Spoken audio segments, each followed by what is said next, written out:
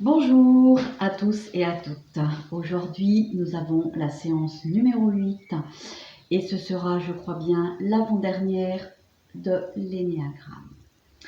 Alors, nous avons vu depuis cette première séance les 9 types, nous avons fait le tour, nous avons vu cette belle figure qu'est l'énéagramme.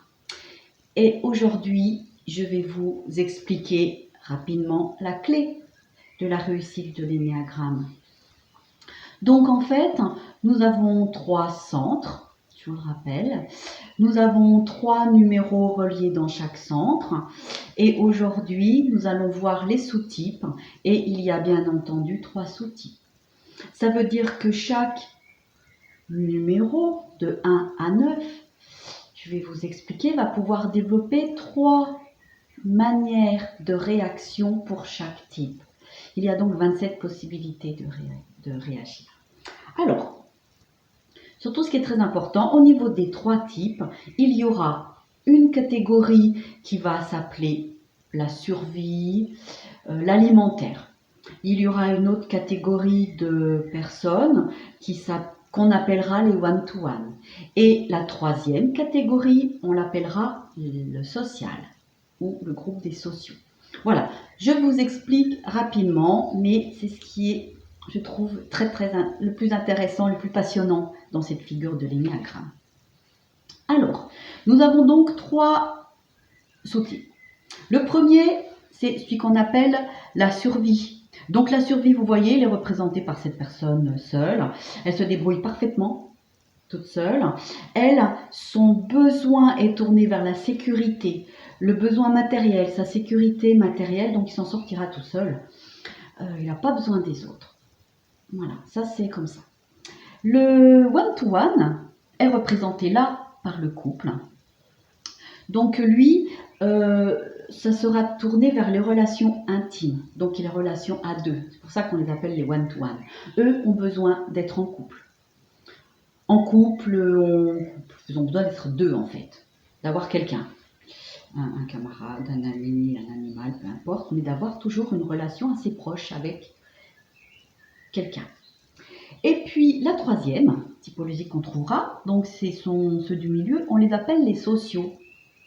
Donc eux ont besoin d'appartenir à un groupe, ils ont besoin d'appartenance sociale, donc eux ont besoin d'avoir pas mal de monde autour d'eux. Alors, c'est quelque chose qui est assez ancré en fond de nous, et si vous arrivez à comprendre quel est votre sous-type, vous arriverez vraiment à avancer dans la vie et à pouvoir passer ce problème, parce qu'en fait c'est un problème, hein. On le verra, il n'y a rien si tout allait bien, on serait tous les numéros à la fois, on serait tous les sous-types à la fois. Or, on est tous un. Nous avons chacun son sous-type.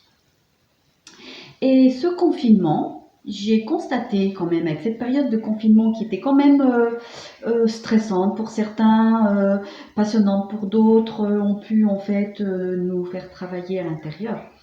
Donc,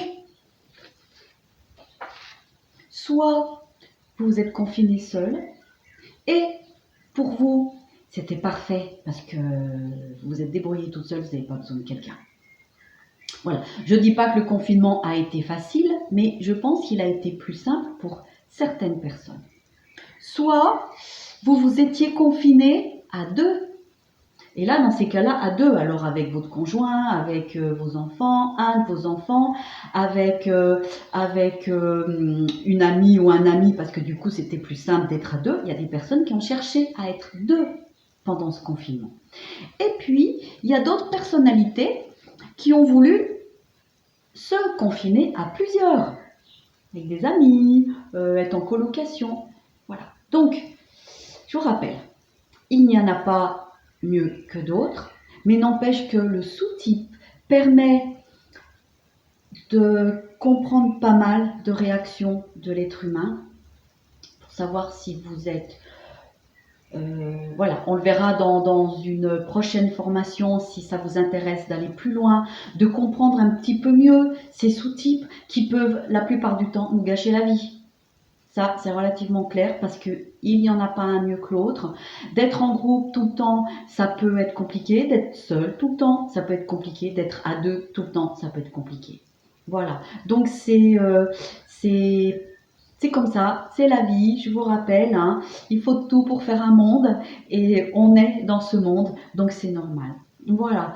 Alors, je vous rappelle que si vous êtes intéressé par mes vidéos et qu'elles vous plaisent, n'hésitez pas à les partager.